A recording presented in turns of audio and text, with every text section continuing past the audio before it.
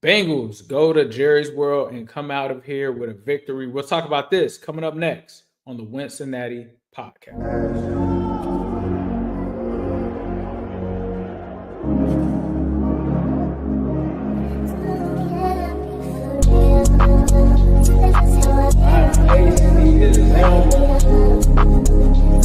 It's an exciting time to be a Bengals fan.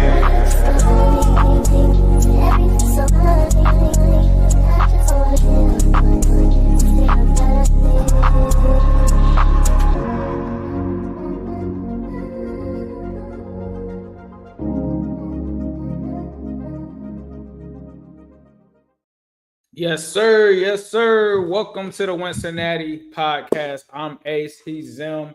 Bengals coming off of a huge victory over the Dallas Cowboys last night. Crazy, crazy victory. Before we get into that, partner, how you doing today?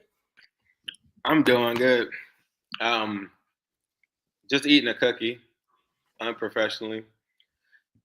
Doing good. Doing a special show for you guys. It's so much to talk about, bro. It's so much to talk about. Like, I know that from going into that game, were you even excited about going to the game? No, I was not excited about the game whatsoever. I mean, to me, I knew it would be an exciting game just because you have Joe Burrow and Jamar Chase, but no, it was not an exciting game because we're coming off of a situation where we're 4-8. We were just talking about how they need to get Zach Taylor and them up out of there. We were just talking about how, hey, they need to secure a top 10 spot. To me, I think even from a Cowboys fans perspective, I don't think you're excited for this game either, just because both of these teams have not lived up to the expectations that they have for themselves this season. And I think maybe if it were a sliver of, hey, maybe 9-8 gets you in, then yeah, it would be more exciting. But the fact that it kind of seems like, the playoffs are a lost cause, I was not personally getting up for this game at all. Well, there is a slither. I don't know if you've really been following it. So the Broncos will have to pretty much lose out except one game. They're allowed to win one game. And they don't have an easy schedule, and they play us. Like they got the Colts. They have to play us. They got to play the Chiefs, and there's one more game I'm missing. And they're allowed to win one. I got to put up here. They have the Colts, they have the Chargers, they have us, and they have the Chiefs. So they can win one game, but if they were to lose out those other games, which is doable, there's your slither of hope. Yeah, there's a slither. It's a slither for sure. But coming up for today, we're going to talk about last night's game, things that ended up happening in the game. So we're going to give you guys our breakdown on it, and then we're going to talk about things that happened after the game. Primarily, Joe Burrow and Jamar Chase both were comments about Tee Higgins. So we'll get into both of those coming up next. Hey, what's up, Bengals fans? Mike Hilton. I'm on the Wincinnati pod with Ace and Zim.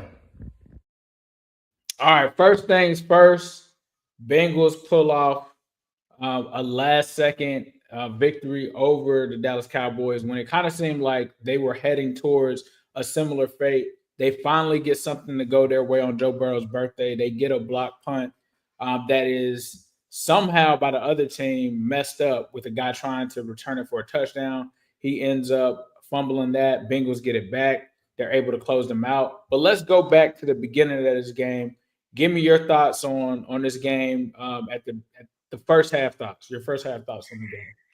The first half thoughts were the defense played weak as hell at the very beginning in the opening drives. They come back, make some critical stops. They get the interception, the red zone interception, which was maybe the biggest play of the game, Geno Stone, that I know people won't really talk about as much, but that was a major play at a time when the Cowboys were about to score. The Bengals defense also gets a fourth down stop in there. I did think the rhythm of the Bengals offense was really good. I thought that Joe Burrow was efficient. He was getting pressured on nearly half of his dropbacks. And I thought that he made like the crazy jump pass to Chase Brown. He did a lot of crazy stuff in the first half of that football game while being pressured a lot. I thought Mims and Burrow talked about this after the game, but I thought Mims did a pretty good job on Parsons. He forced them to move over to the other side. Bengals only allowed 2 sacks on the whole entire night. But for the first half, I thought the offense left some points on the board.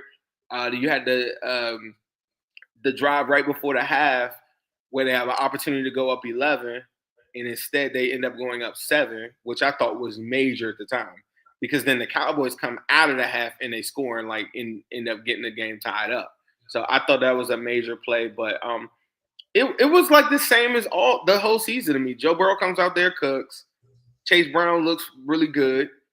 I never have a problem with the offense in the first half of a football game. It's the same. This is the same script. This is the script all year. The Bengals, this was their 9th one-score game of the season. Yeah, I think the first to start it off, I thought them starting off the game with a punt, I was kind of like, okay, where are we headed now? Especially when they get down early, when the defense gives up that pass to CeeDee Lamb, and I'm like, okay, here we go. CeeDee Lamb was the one guy that it's like he can do his thing against this defense, right? So CeeDee Lamb's able to get his touchdown. Jamar Chase comes back to answer it, and it's funny because we kind of talked before the game.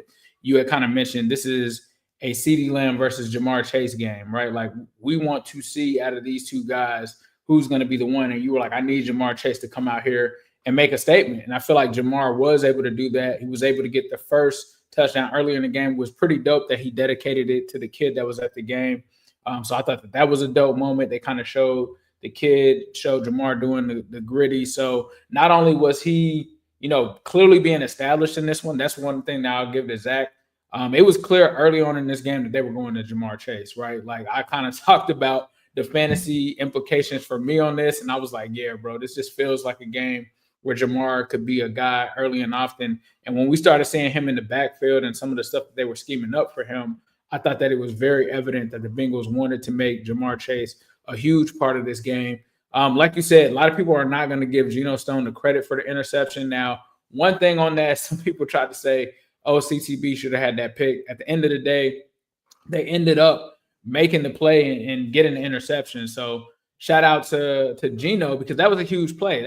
You're talking about being in the red zone. If CTB drops that or if Geno Stone drops that, we're talking about a completely different outcome from that standpoint. So huge of the defense to really step up there and get that interception. And then afterwards, the Bengals weren't able to do much with it, right? They end up having a turnover on downs. I believe that they ended up going for it. They tried to go to Chase Brown. It was incomplete. So due to that, they don't get any points there. It's a field goal that the Bengals defense is able to hold them to with a good kicker that they have over there.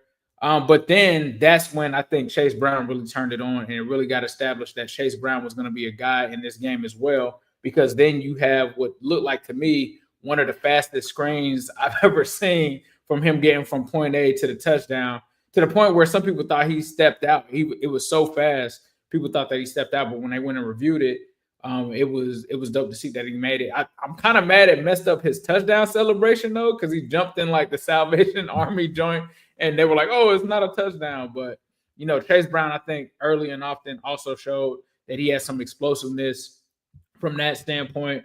The one thing I didn't like was that, and I think Ben Baby may have tweeted this out early in the first half, was Joe Burrow, even though he was only sacked twice in this game, he was under siege a lot in this one. And I believe he had like he had tweeted out like the next gen stats pressure percentage on what Joe Burrow was seeing. I think it was somewhere at like 48% or something like that. 46. 46, yep, 46%. So I was like, man, okay, we gotta protect Joe. But they were able to go into the half up, but we knew that the defense was going to have to step up in that third quarter to kind of do their thing. They were able to get some field goals and stuff like that. K York, I kind of said this last night on the pod with Jake and Mon. K York is cool. K York made some big mistakes in Cleveland. I don't know if he's a guy that you want to depend on. Shout out to him for coming through in these situations. So they kind of had the sideline story with him and this girl that was cool or whatever. But I think it did show that maybe K York can be a guy future wise that maybe you could bring in the camp to compete with Money Mac, just to let him know that his spot isn't guaranteed. But I think, like you said, they needed to do a little bit more in the first half to really put these guys away. But second half, go ahead and give your thoughts on second half and how you thought with that one went with the Bengals defense and offense and just the team in general. Same theme as, like the whole season. I will say this. I was very disappointed in the Bengals run defense. I don't know if y'all realize this, but Dowdle had 130. It did not feel like that, but I made a point a couple weeks ago. I said, man, I think the run defense has actually gotten a little bit better. I was very disappointed to see them give up a lot of runs to him and Turpin in that game when they had guys like Dead to Rights, and they would just figure out a way to get out of that. But I mean, I guess because everybody's been telling me the defense is so terrible, and from a cumulative standpoint, they're the worst in football, right? So I guess that's not as expected. I don't know. I just look at these games like week to week, and I just thought like this week they weren't good in run defense at all. Like they gave up every time that they had somebody that they could have stopped for like 2 yards, they gave up 7 yards, and it was just like a theme. I think Cooper Rush went almost a whole half. He did go a whole half before he threw his first pass beyond 11 air yards. So, they were letting him just throw the unders and in the run game and making it very safe for him. And I didn't like that part. But I did think the scheme kind of made, it tricked him into some stuff. It was a third down throw that he had CeeDee Lamb pre-snap in a one-on-one, but they adjusted right at it. It was like on the right sideline, flushed him out the pocket. And they had some good stuff for CD, I thought, in that game. Like, CD still had 96, I think, but I thought that they had a good plan for like a couple quarters to change up what they were showing them, and it made it tough on them. And then the other wide receivers outside of Cooks, I didn't even know half those dudes. I thought that the Bengals offense, just like every single week, in its totality, yes, they get a bunch of yards. Yes, he's going to throw for 300 every week. I just thought that they came down to the wire in that game, just like the Chargers game, just like the Steelers game, just like, you know what I'm saying? I could go through a bunch of games, and it's like they'll have a really good half, productive, move the football, and then they get to the end, and it's time to put a knife in somebody. Burrow gets the ball with 5 minutes. They don't do anything. They send the ball back to him. Defense gets to stop. They get the ball back. 2 minutes left or whatever. They do nothing. Penalty. Burrow gets crushed on a play, on another one, and he fumbles, but he recovers, or somebody recovers it on the same drive or whatever. That was almost a disaster. The Yoshi play, it's like the offense folds in those moments. If you really watch this team, they did that in week 2 against the Chiefs before they punted the football back to the Chiefs. It's like they had an opportunity to finish these dudes, had the ball with 2 minutes, and they did the same thing. They were tied with the Steelers last week, 21-21, and they fumbled the football. Like, they do this thing where every time that they have all these good yards or whatever, then, all these things happen. I think on the one where Burrow does fumble, though, I think it was a clear face mask. But there are all these different things that when you get down to that part of the game, I don't like all that stuff that they did in the first half was really cool. Go do it now when it matters the most. That's how you determine winners from losers. And that's what I wanted to see. Remember, this is their 9th one-score game. And they did. Now, luckily, they get a team effort from the special teams unit that actually is a bad punt. They get it blocked, but then Meta recovers it. So credit to him for recovering it. After that, the Bengals then go and put a knife in. And that's all I want. And after that, now when you look at the stats, and shout out to Trey Hendrickson and company on that last drive, Pratt made a big play on first down and everything after that too to close the game out. But when you go back at the end of the game, now 350 yards or 360 yards, it hits way harder because I know that when it mattered the most, you deliver a 70, 80-yard pass or something like that. That's winning football to me. And if you're after every game saying, well, they had 400 yards and 500, that's cool, bro. But when did you do it? And I thought that was the first game. I tweeted this right after the game that I thought it was great complementary football from everybody. Yes, there's going to be lulls. There's going to be different plays that I wish that the offense could convert. There's going to be plays that I wish that the defense would make some stops here. There are going to be different things, but I thought that collectively, York didn't miss any extra points. He didn't miss any field goals or whatever. But at the end of the day, they all, as a collective effort, at the end of the game, when it mattered the most, remember, this is an offensive-led team, did what they had to do, put a knife in them, got that, and then the defense came and made sure that they closed them out too. Yeah, I think that was the difference in this one. All season, I feel like the Bengals have not been playing complementary football, whether it's been special teams, whether it's been the defense, whether it's been the offense, whether it's been the coaching staff. They have not been on the same page. And I think that the difference was pretty noticeable in this one. Just the defense alone. I never asked for this defense to be a top 10 defense, top 5 defense. I never went into the season with those expectations. I expected them to do what they did last night. There was another play by Geno Stone in the second half where the Bengals, I believe, sent the all-out blitz.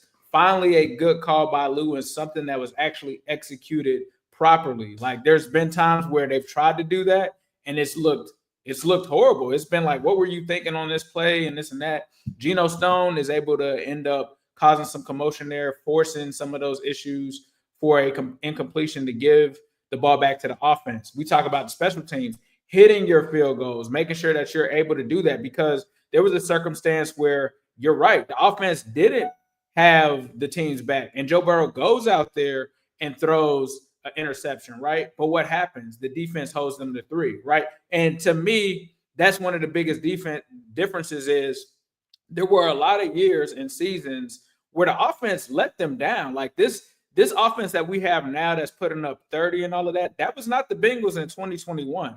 The Bengals were extremely inefficient on offense, and they were not consistent at all. What happened was when the Bengals wouldn't come out and get points, the defense would hold them to 3. Or when the Bengals offense would get turnovers, they would hold them to 3, or they wouldn't allow them to score. And I think that we saw in this one, when the offense did show their cracks and have some issues, they were able to overcome them with the other aspects of this team. The special teams, saving them with that pump block. Like, this is a situation, like them said, the offense did, in fact, shoot themselves in the foot. I'm watching this last drive. Joe Burrow's making first down pass at the first down, and they're all coming back. It's either a drop here by Jamar Chase on a complete first down that we see, but we end up getting a penalty, so that helps them out. But then I'm seeing him get first down passes, and then there's a hold here, or there's a sack given up here. There's a scary part where, Joe Burrow gets rolled on his knee and he's starting to limp, and a lot of people were talking about that after the show, like, is Joe okay? I think Joe's fine. I think you're going to have to pull Joe off of the field to get him out of there. But those are circumstances that we've kind of seen before when it comes to this offense shooting themselves in the foot. Yoshi with the holding there at the end of the game too. So then you get a 3rd and 27 or a 4th and 27 where you're punting, and luckily your special teams is there to bail you out, because that could be a circumstance in a situation where if the Cowboys get the ball back, they've got an elite kicker, right? We know that. They have one of the best kickers in the league. All they have to do is get down, and this is a completely different story. And I said that last night. Like, this team easily could have been 4-9 had the circumstances not played out the way that they did. And the fact that they were able to play together, I think, showed that they were able to all be on the same page, coaching-wise, defensive-wise, special teams. They were able to do it. And then you get to a position where, hey, Joe Burrow is able to make this throw to Jamar Chase. Jamar Chase is able to score the touchdown and cap off this game. Now, the other thing that I'll say is it was more than just Joe Burrow and Jamar Chase in this game. Chase Brown really just took and established himself to go to another level. I look at the second half, even though I've been a little disappointed with the use of Mike Gesicki. They tried to ramp that up in the red zone on the key drive, so I was happy to see them do that. And I want to give a shout out to Yoshi, even though I just called him out on the penalty. Yoshi had plays in this game where he was able to extend, and it wasn't just a one catch for a touchdown or this and that. He had 4 catches in this game, and they were key spots in the game where they were able to do something. The guy that I'm disappointed about, and I talked about it last night, is Jermaine Burton, bro. Like, I don't like Jermaine Burton at this point. If you can't get on the field, you just can't get on the field. And if you're not making plays, you're not making plays. So from where it seems right now, guys like Yoshi and some of these other guys are taking advantage of those reps. I can't sit here and say like the Bengals are at fault for not playing him at these spots in the game where he hasn't given them a reason to play them in these recent weeks. So Jermaine Burton, I like to see him get his thing together, but it is what it is. I just got to take the L on that one. It is what it is on Burton. But I think that's a transition though, for the Burton conversation. Yeah. It kind of leads into the Tee Higgins conversation. Yeah, I agree. So we can go ahead. So I would just say shout out to the Bengals defense. I want to give them their flowers. I give them their criticism. I give them their flowers when it's appropriate. Shout out to Zach and the coaching staff. I was very critical on them last week, but I thought that they did a good job in this game. Doesn't mean that I want them to stay, though. We'll talk about that a little later as well. But, yeah, Burton struggles does open the door for the Tee Higgins situation. Because even though I don't, and this is one thing I want to say before we get into it too, is I heard a lot of people saying, or not even a lot of people, I saw someone say specifically on the show last night, this is the reason we need to pay Jamar and let T go. I want to make it very clear that Jamar Chase's game that he had, he's not able to have that game without Trayvon Diggs being on Tee Higgins and allowing Jamar Chase to match up with these other people and showing that even though it might not show up statistically, he had a huge impact in that game. But yes, let's talk about T, because right now as it stands, it does not look like the Bengals have a Tee Higgins replacement that's going to be the level of a Tee Higgins on the roster right now, which is why Joe Burrow came out and said, I want to keep T. I think if you've been following, I've been on record for saying this a million times, and I've been ramping it up a lot lately. And I firmly believe this in my heart of hearts. If the Bengals let Tee Higgins walk for nothing, I say this over and over and over again because I want everybody to understand. If you let Tee Higgins just walk, I think it will be the biggest mistake maybe in Bengals history. It'll be one of the things that has happened in the history of football that you'll look back and say that was how could you let that guy just walk? Now, I've been a big proponent of this is the reason why you tag him before, because you don't know about his injury stuff. Is he going to play? I think he's kind of answered a little bit of that by just kind of giving you a little bit like, hey, look, he talked about it last week with Christian Watson. He said, yeah, he had a hamstring issues early in his career. I'm going to probably get with him this all season and see, like, what has he done? Because he's been doing really good at it. And I think T is like now, I thought because of what happened in the whole all season and the transition for it, he was just a little bit behind the 8 ball. He didn't have a great game last night, but as Ace pointed out, he takes so much attention off of Jamar Chase. In some weeks, we've seen just a couple of weeks ago, all the attention was on Jamar Chase, and then Tee Higgins killed. So It's like, I understand the Bengals fan that's saying defense, defense, defense. I'm telling y'all right now, Tee Higgins actually helps your defensive argument. And the main reason why is because normally you will have a wide receiver in place. Like when we were talking about Mo Sanu, Marvin Jones, and anybody that you could think of, you will have a wide receiver in place that the Bengals could transition into. The Bengals don't have a Jermaine Burton that succeeded with the current coaching staff. They didn't even have him on special teams last night after he had a good special teams last year. They gave all those reps to the kid Isaiah Williams or whatever, right? Yeah. So you don't have any contingency plan with that. I like Yoshi. I don't think he's the third option currently right now as it stands. Maybe he gets a little bit better. A couple of mistakes that he had last night, like the one that he got bailed out on or whatever, that's a critical play if that goes the other way and you're in a playoff spot, right? So I understand, somebody saying, well, we drafted really well, but we drafted wide receiver recently and they haven't hit on it all the way, right? Yeah. So you want to go and take a top 3 offense, take away with the one thing that the Bengals do well, and then take that down? That doesn't make sense to me. Excuse me. That doesn't make sense to me. So the thing that does make way more sense to me is keep that component there, blow up everything else off on the defensive side of the football, and start over from scratch there, and then go and put all your eggs in the rest of your slices of pie on the defensive side of the ball. And that would mean going to the draft with a defensive heavy draft. That wouldn't mean for a team that just came off of a bad free agency going and spending the most money on defensive unknowns. Like Christian Wilkins was a guy that a lot of people wanted. Christian Wilkins went on IR early in this season. That was a big name guy that got a lot of guarantees. I don't think that that's the way to fix the Bengals defense. I think the best way, honestly, is to go get pieces that you like. Let's end the safety conversation and draft sign like a Holland or Mufanga, right? So let's end it. That'd be like your one defensive free agency guy.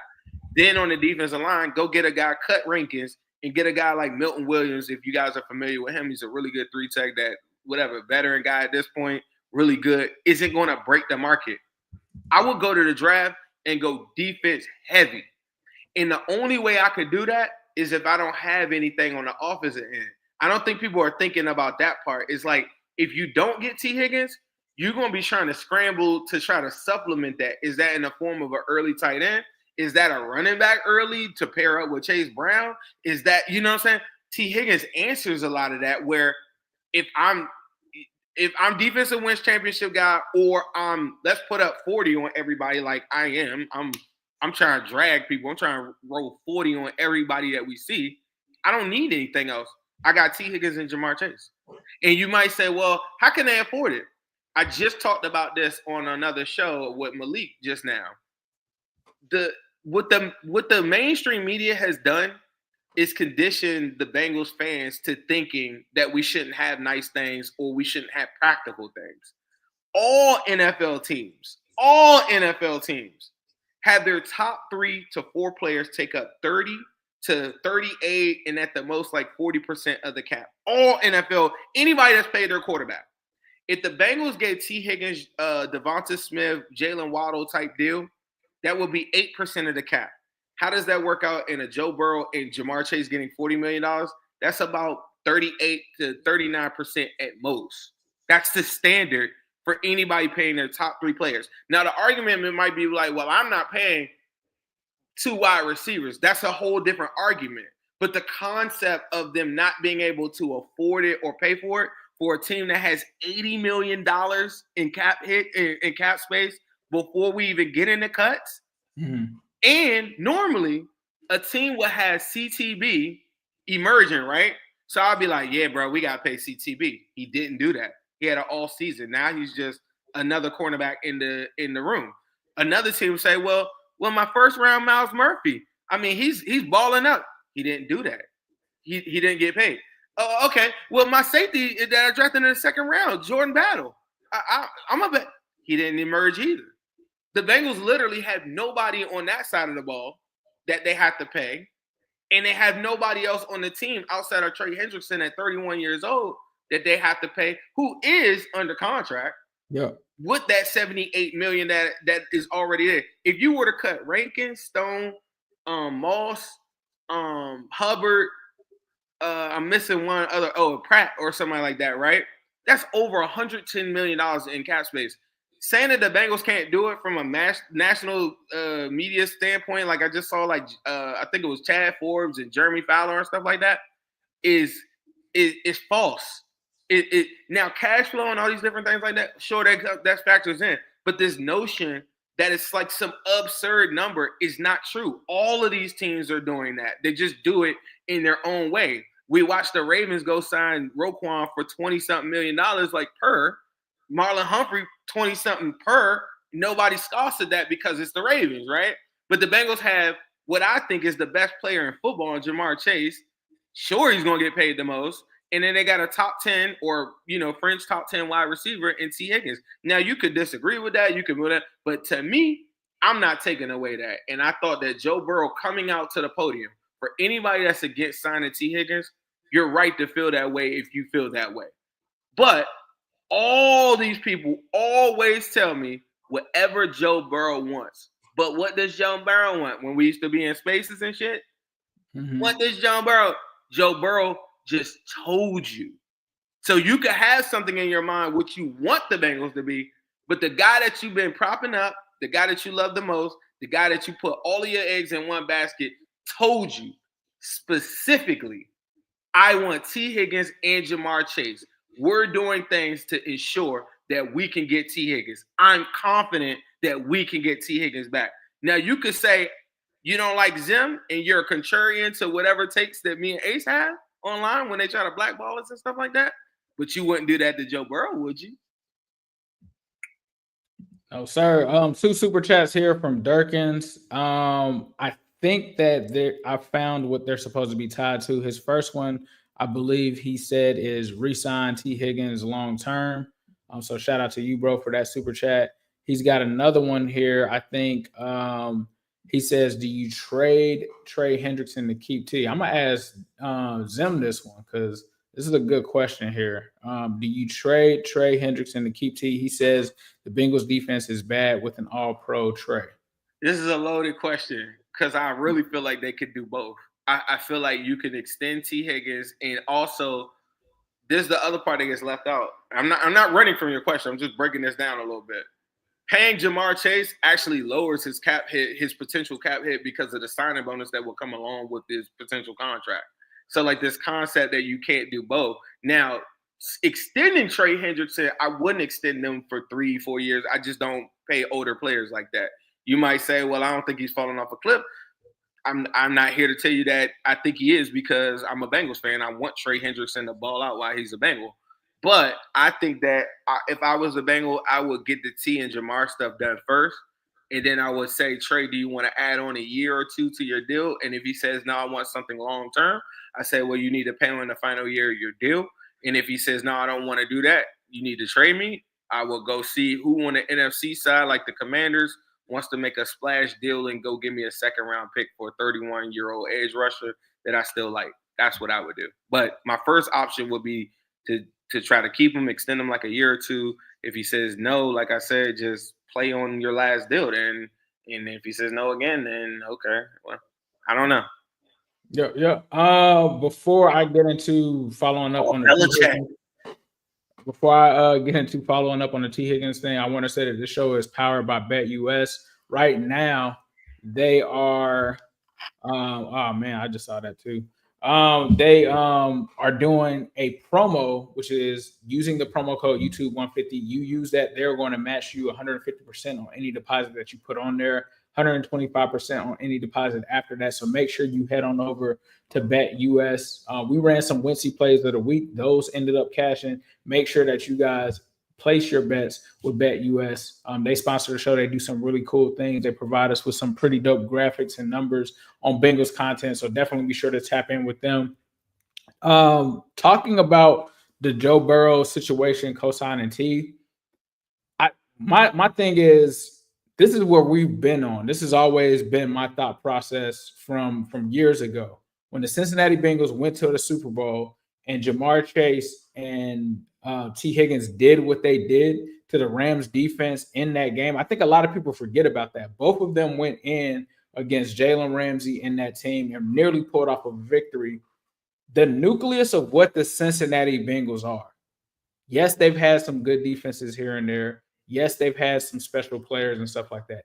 The nucleus of what this team is quarterbacks and receivers. It's Jamar Chase, it's Tee Higgins, and it's Joe Burrow. It's pairing Joe Burrow, an elite quarterback, with 2 number 1 receivers. That is something unique. That is not something that everybody in the NFL has. And after the Bengals went to the Super Bowl, you saw a lot of people try to emulate that same thing. That's why we have A.J. Brown with Devonta Smith now. That's why we have Jalen Waddle with Tyreek Hill now. That's why we have a lot of these circumstances where people are trying to replicate that, because they saw what it did for the Bengals. Now, before you go off and write off paying a receiver, what did that do for them?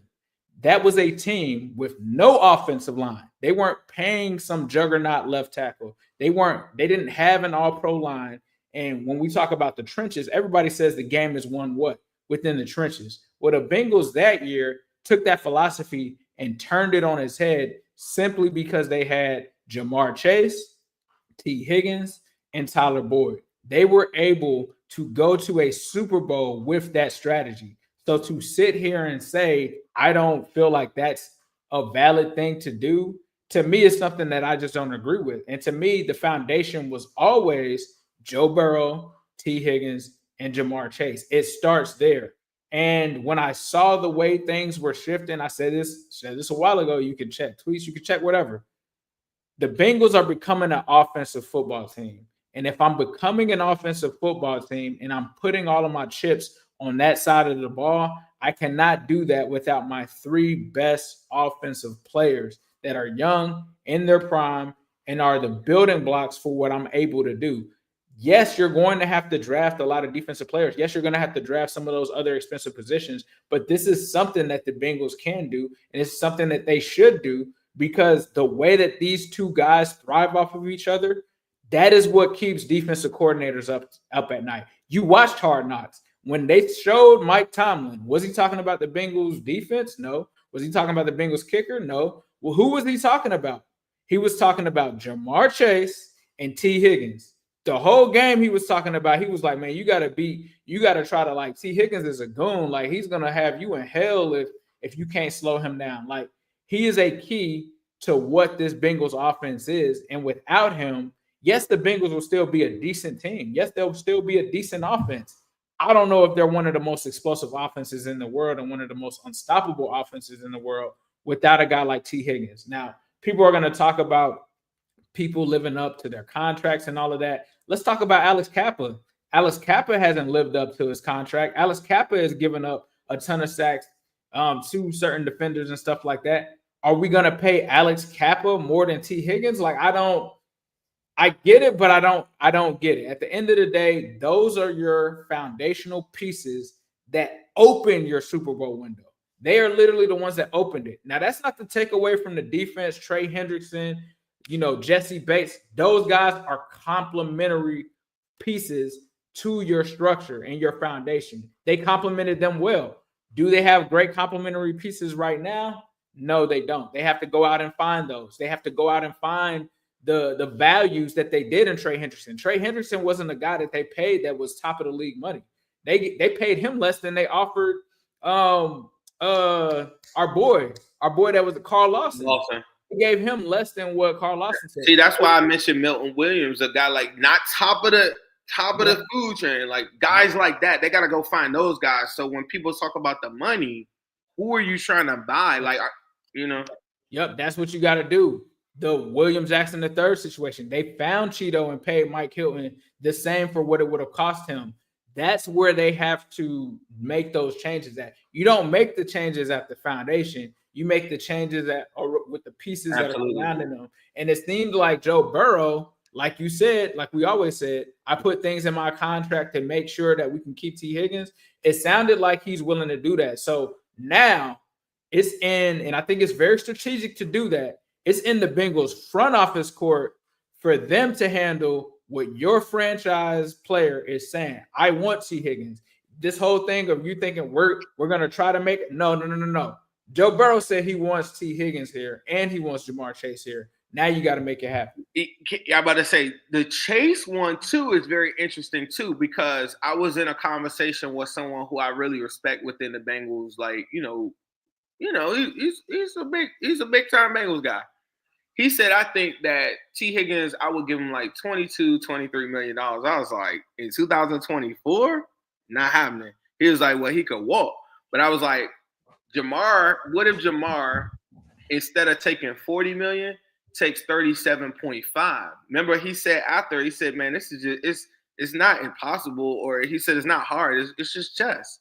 And so he said he would keep T. He said he would take T. And he has a little bit of weight too, because the front office and the coaching staff have both failed these guys. And if they want to play ball with him, he's a factor in it now because he has leverage as well too. But the other way that he could flex his muscle is this, and I'm speculating. Instead of him taking $40 million, he could take 37.5, right, and still be the highest paid wide receiver. But I took a little bit off the top. But I'm only doing this. My boy say he needs 28. What y'all say y'all trying to give him, like 23? That's not good enough. My boy just said he needs 28. Joe just said he's gonna move around a couple numbers too. We playing chess. I'm moving around a couple.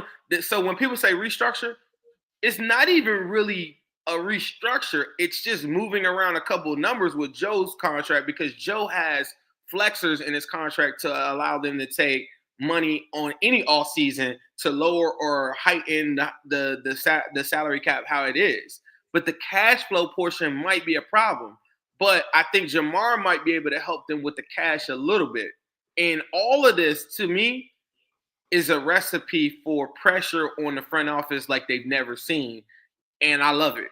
And I think that that's the one thing that me and you could never control.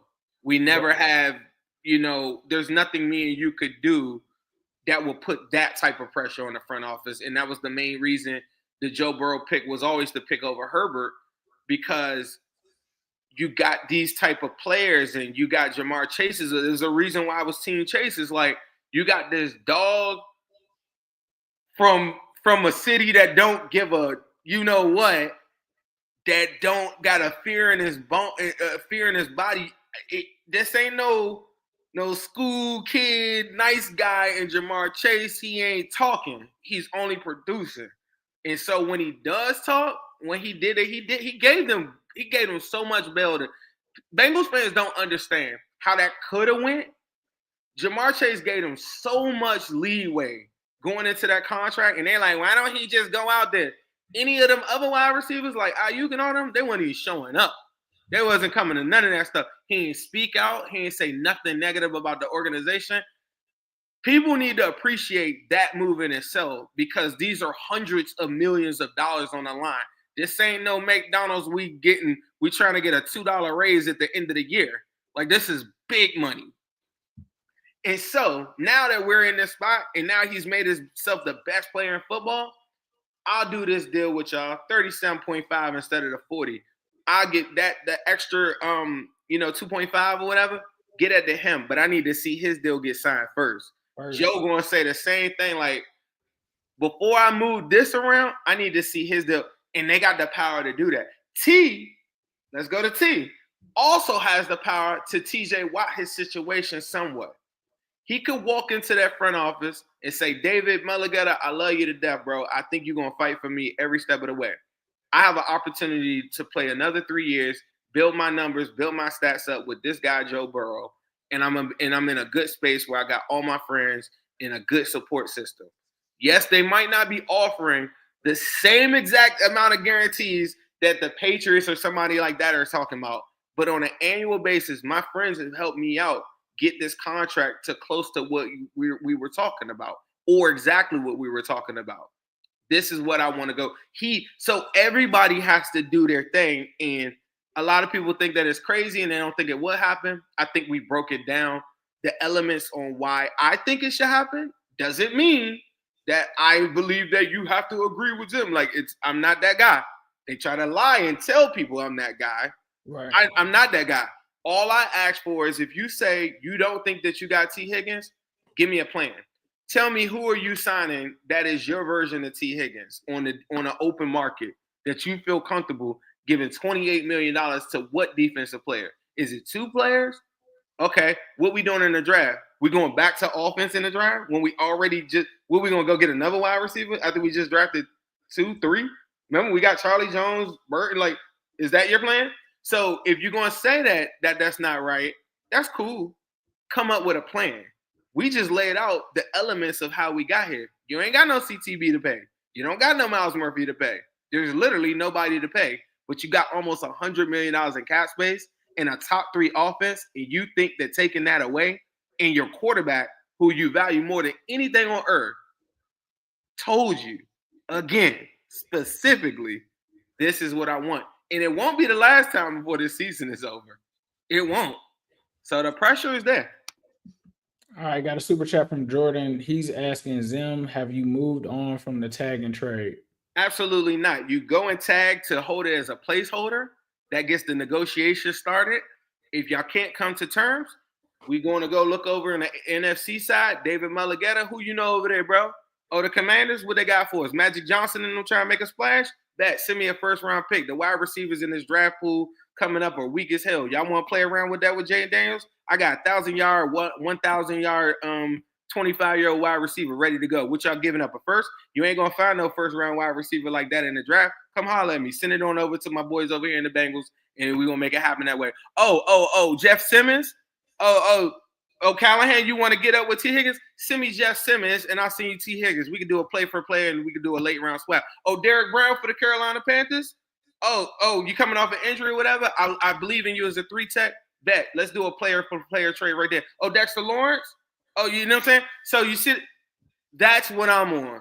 And if you and see, I got a plan for a plan and a plan and a plan. And the Bengals, they ain't as stupid as everybody thinks. These are not unfamiliar. I can assure you that these are not unfamiliar concepts. Google Dan Wilkerson if you want to see the last instance of a tag and trade. For sure. Brother man, to you, $5 super chat. Dumb question, but why is Cincy toxic? Fix the environment so players want to play or stay there. I don't think Cincy is toxic. I think there may be some toxic potential and ownership, like with the way that they do things. And I don't think it's toxic. I just think it's outdated.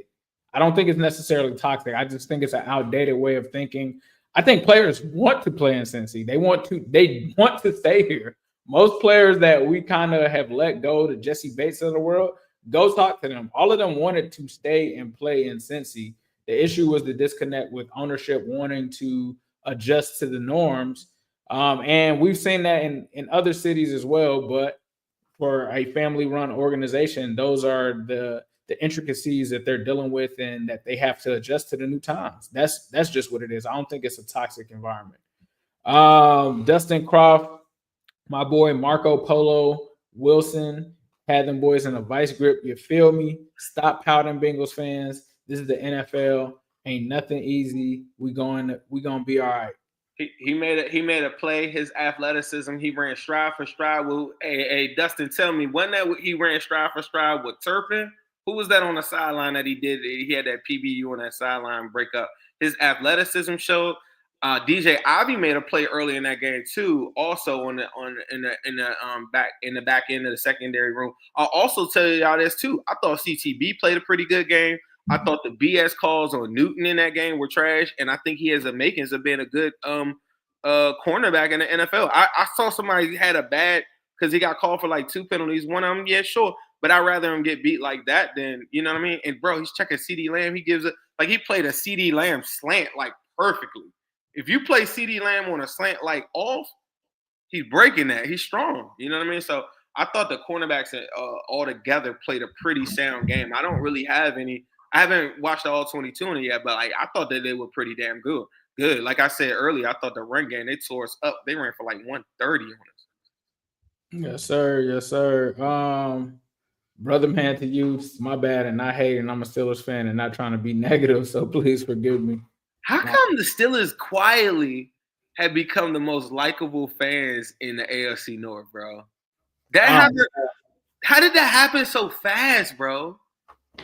I don't know, bro. I don't know. It's like even watching Hard Knocks, it's like Tomlin has nothing but good stuff to say about the Bengals. It's not like the Marvin Lewis years where it's just like you just hate them or whatever. Like it's kind of crazy. But man, I don't hate the Steelers I mean, I hate them, but I don't hate them like I used to. Yeah, I don't know if I do either. We'll see how long that lasts though. But was there anything you wanted to say before we get up out of here, bro? No, man. I thought everybody. When we were in spaces and stuff like that, I just always think about like. I feel like for the community, we always had these great discussions, and I'm glad that we still get a chance to have them here.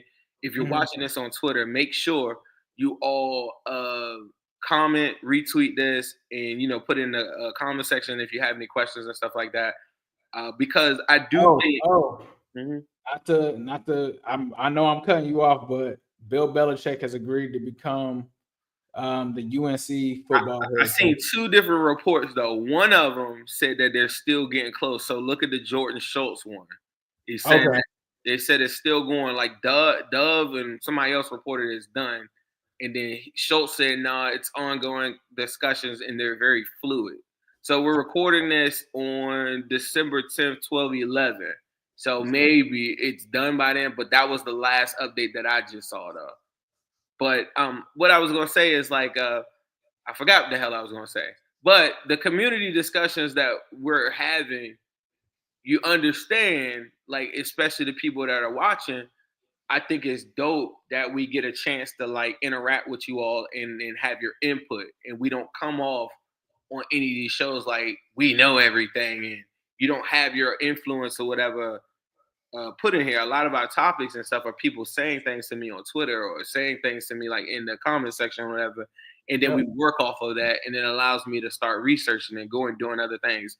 I think that's a really good function of that's always been what it's been. I mean, let's just say this, bro. People that's day ones that's been with us from day one, you already know that.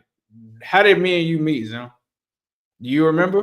The community told us. Community. You had Players Lounge where you would bring up Bengals fans. Yep. Come up there and you guys would talk back and forth about several different topics and stuff like that. Bengals fans told me to come to the Players Lounge. That's how me and you met. I used to do a joint on New Stripe City Q&As. It was me bringing up Bengals fans. So a whole narrative of we don't value what Bengals fans bring. We've always interacted with y'all. I think that's they want to know what it is. 5 people on that are loud and are jealous or mad might have said that. But I think the main thing that I was saying is we collectively notice how in these conversations Ace has said, hey, look, maybe we didn't get it right on the Burton one. That's fine. We had to see him. You know what I mean? And part of being a man or being a woman is admitting maybe you didn't get something right. But we take that information from there and now this is the formula to go forward with something. It's too many people trying to say, it got to be this way. As I just laid out, I put my research behind what I just said. I put the research in there. I just showed you the teams that take 30 to 39% of their cap space and use it on their top 3-4 players. It's the standard. And then I showed you the path to how Tee Higgins will work and how that works with the defense. If you don't have a plan and you're talking ball, you're just talking. You gotta you know what I'm saying? What you gotta add something to that conversation. If you don't think it's T, what's your free agent targets that we should be looking at? Let us know, talk to us, whatever. It's a lot of yapping sometimes. And I'm I don't know. We both went to school. They made us go cite our sources and all these different things like that. And so, that's a function of talking ball is we can act like we know everything, but we got to have a plan to have an opinion on a topic. And I would love to hear anybody's opinion on what they think is a better route than what Joe Burrow just told y'all he wanted outside of Tee Higgins and Jamar Chase. Because Joe Burrow just told you that, not Zim and Ace. Yes, sir. All right. Speaking of, let's toss it to our good folks over at Midwest Best Barbecue. G-Funk wings and them CTVs. Midwest Best is the place to be for queuing wings. Midwest Best is the place to be for queuing wings. It's the AC to the Zim, M to the B's. Uno wings, G-Funk wings and them CTVs. Midwest Best is the place to be for queuing wings.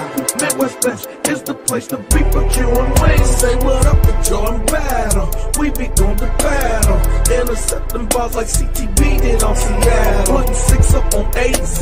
Juice gang amazing. Make sure you come get these wings, cause Zimby stay blazing. And T game be smooth as ice. Jamal making DBs fold. TV got big levels, and now you already know. Hits are pretty for Uno wings. Cam got the new wings. We call them CTBs. Only at MBs. H to the Zim. M to the B's. Shout out Midwest Best Barbecue, 669 Justice Court in Loveland, Ohio. Make sure you stop in there. Let them know Ace and Zim sent you. They got all kinds of good food there, wings, barbecue. They got soup right now that is cold outside, Grippo wings, brisket fries, you name it, they got it. Go at them and let them know that Ace and Zim sent you. But the Wincinnati podcast, we are normally live every Monday and Wednesday, 8 p.m. We switched it up a little bit this time because obviously we had Monday Night Football. So that's why you should turn your notifications on for YouTube. Check out the after show that I did jumping on the Bengals post with Jake and Mon last night. We recapped the show there as well. Make sure you support those guys. They do good work over there. But thank you guys so much for tapping in to the Wincinnati podcast.